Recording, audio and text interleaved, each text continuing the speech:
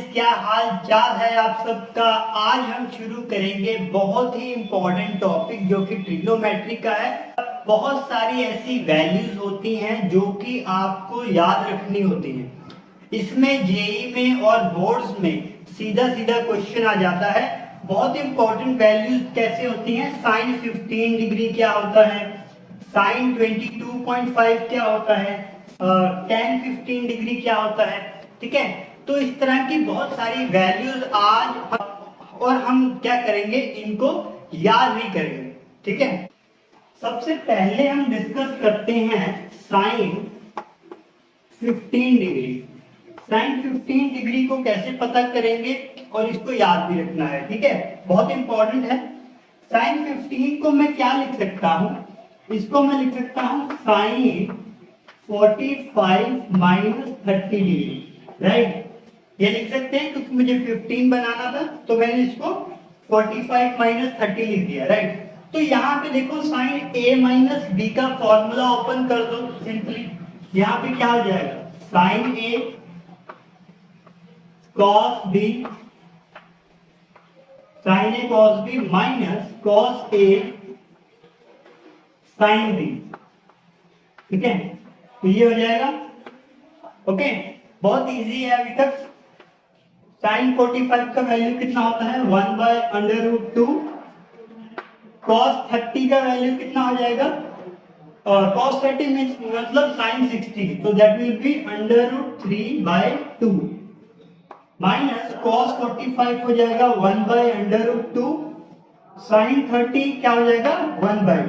ठीक है, तो इसको मल्टीप्लाई कर दो, ये क्या आ गया √3/2√2 माइनस 1/2√2। तो इसका फाइनल आंसर मेरे पास यहाँ पे क्या आ गया, इसका फाइनल आंसर क्या आ गया, √3 माइनस 1/2√2। ठीक है, तो ये किसकी वैल्यू होती है, साइन ऑफ 15 डिग्री। ठीक है, ये बहुत इंपॉर्टेंट वैल्यू है, इसको याद रखना। यहाँ पे साइन 15 क्या हो जाएगा, √3 माइनस 1/2√2, इसको याद रखना है। ठीक है, इसी के साथ जो इसका फ्री फॉर्मूला क्या हो जाएगा, वो हो जाएगा, इसको मैं देखो 15 को मैं क्या लिख सकता हूँ, साइन 15 को आप क्या लिख सकते हैं, मैं इसको cos 90 माइनस 75 लिख सकता हूँ ना। ठीक है, cos 90 माइनस 75 लिख सकता हूँ। तो इसका मतलब ये क्या हो जाएगा, cos 90 minus theta that is cos theta. Right, तो इसका मतलब cos 75 डिग्री की वैल्यू भी यही होती है। cos 15 and sin 15 and cos 75 are both are the same thing. Right, और इसी के साथ एक फॉर्मूला और मैं फ्री दे रहा हूं। देखो साइन 15 में था √3 माइनस 1/2√2, और यहां पे आप सीधा याद रखो कि cos 15 क्या हो जाएगा, cos 15 क्या हो जाएगा √3 प्लस 1/2√2। ठीक है, इसको भी आप सीधा याद रख सकते हैं। ठीक है, इसको भी सीधा याद रख सकते हैं। और देखो इसमें भी अगर मैं 90 माइनस थीटा वाला चीज लगाऊंगा तो यहाँ पे क्या आ जाएगा, यहाँ पे साइन 75 हो जाएगा।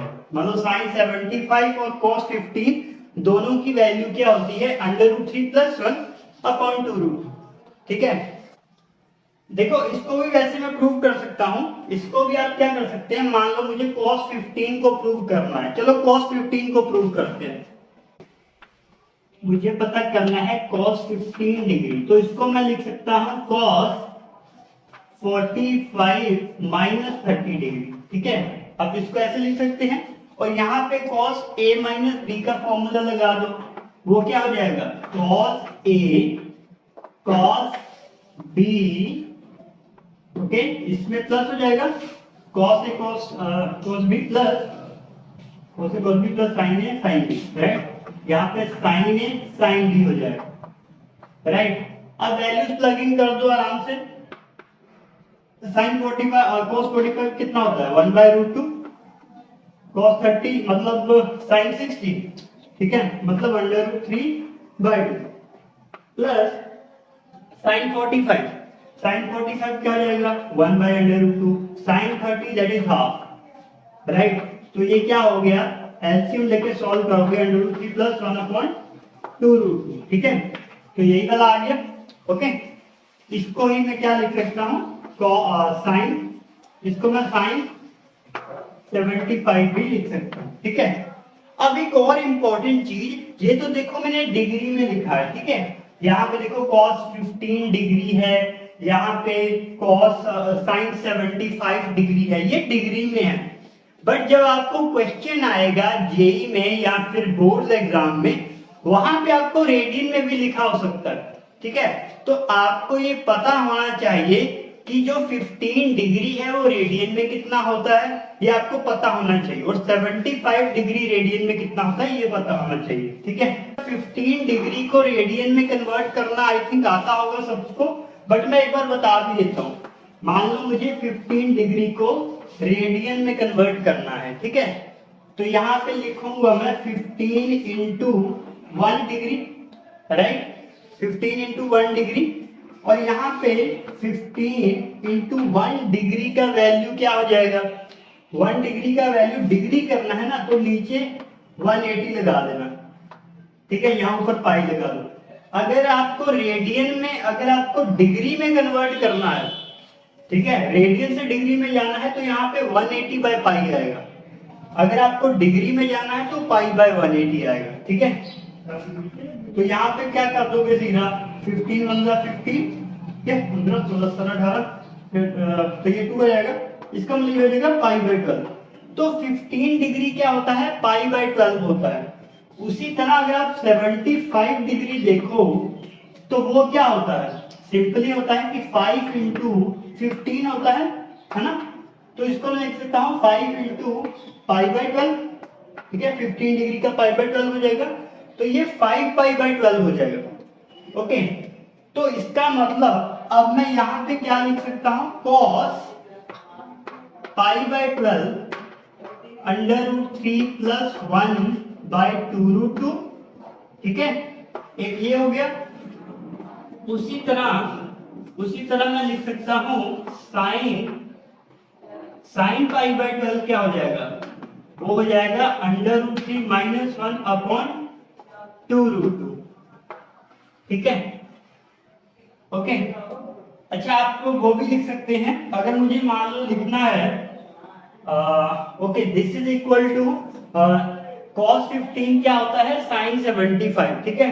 तो यहाँ पे मैं लिखूंगा sin 75 मीन्स 5 पाई/12, 75, this is equal to this, right, √3 + 1/2√2, ठीक है। तो इन सभी वैल्यूज को आप अच्छे से याद रखना, सभी में मैंने रिलेशन अच्छे से बता दिया है, ठीक है। अब हम आगे चलते हैं।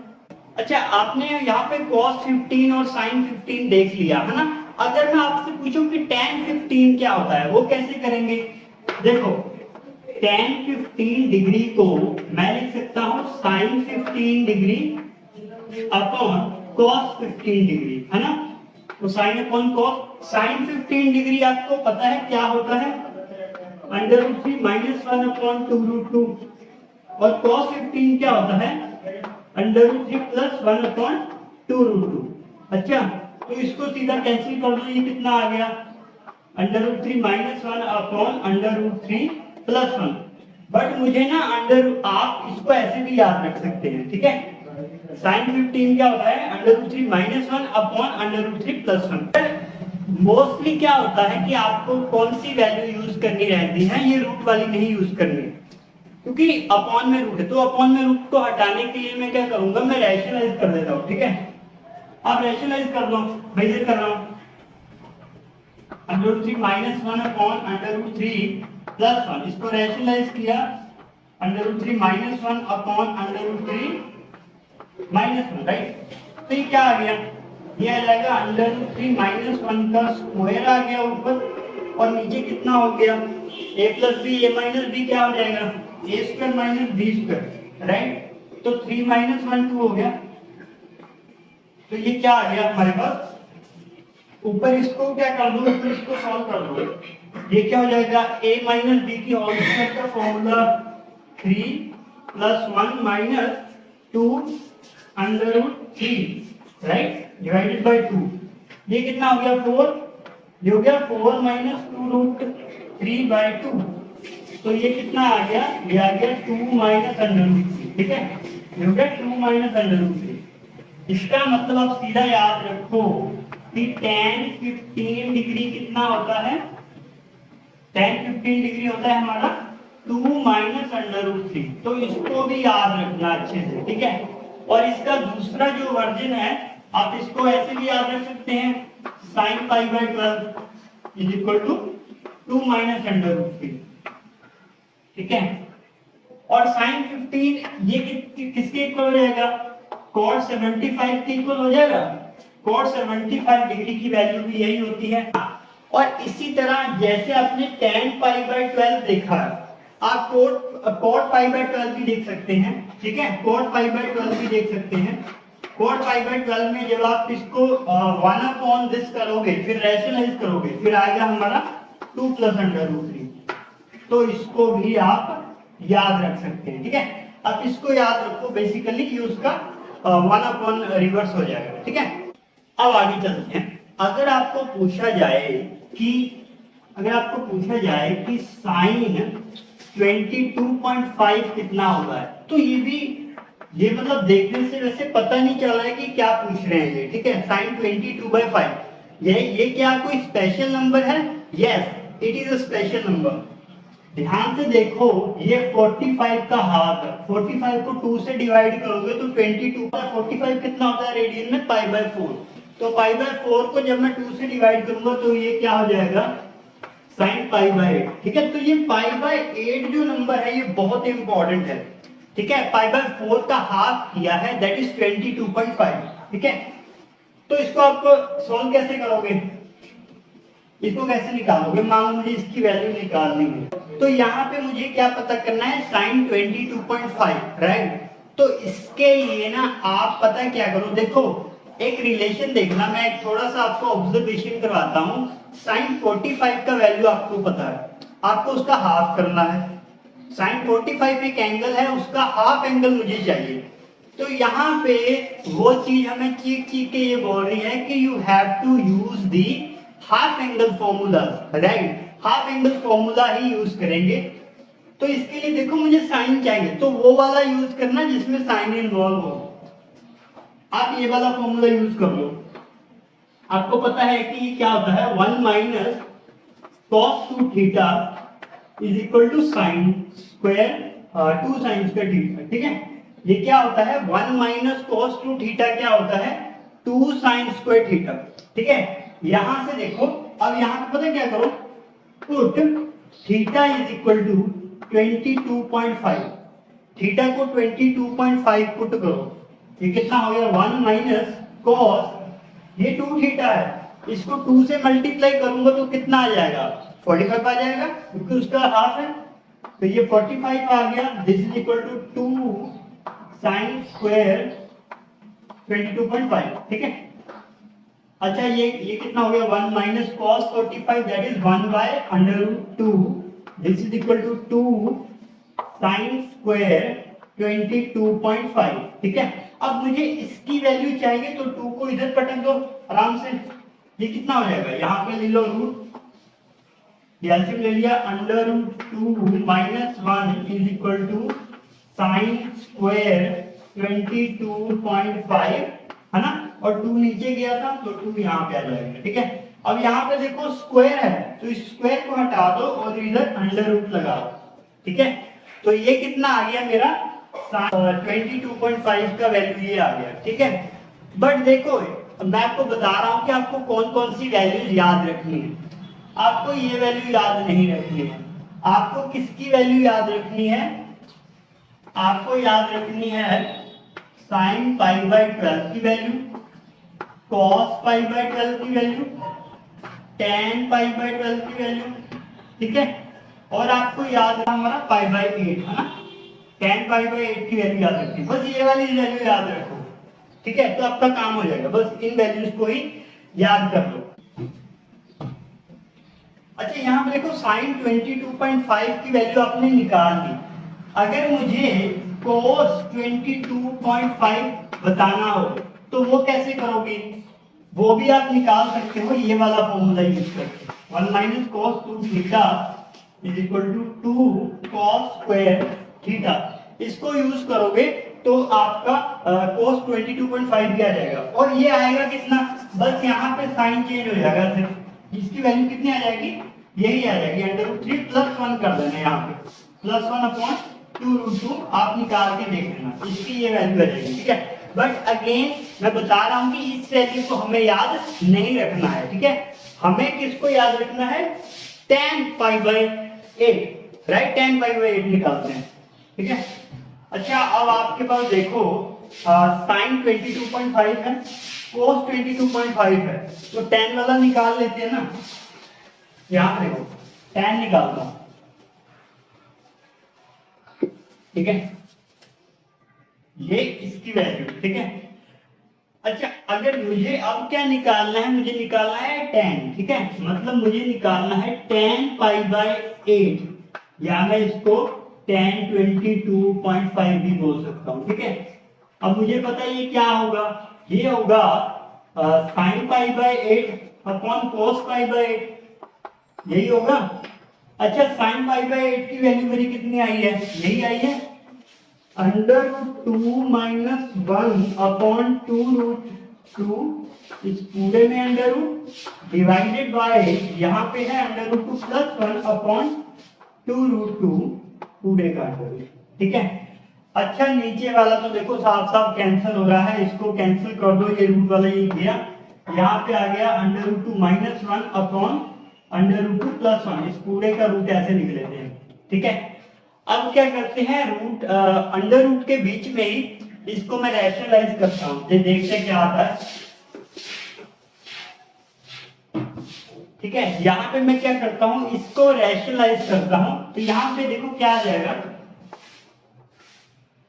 ये आ जाएगा √2 - 1 अपॉन √2 + 1 इंटू √2 - 1 अपॉन √2 - 1। तो ये क्या आ जाएगा, देखो ये तो स्क्वायर हो जाएगा ना, ये √2 - 1 का स्क्वायर हो जाएगा, यहाँ पे क्या जाएगा, a + b a - b, तो a² - b² आ जाएगा, मतलब 2 - 1 आ जाएगा। ठीक है, तो नीचे वाला तो 1 हो गया ना, ये कितना आ गया, √2 - 1 का स्क्वायर, नीचे वाला 1 हो गया, स्क्वायर रूट कैंसिल कर दो, ये कितना आ जाएगा, √2 - 1। ठीक है, पॉजिटिव नंबर ही आएगा हमेशा। ठीक है, क्योंकि √2 बड़ा होता है ना। वैसे तो जब आप रूट हटाते हो तो मॉड ऑफ दिस आना चाहिए, बट ये पहले पॉजिटिव है तो मैंने मॉड लगाया है। ठीक है, तो इसकी वैल्यू कितनी है, √2 - 1, इसकी वैल्यू tan π/8। ठीक है, तो यहाँ पे क्या हुआ, यहाँ पे क्या हुआ,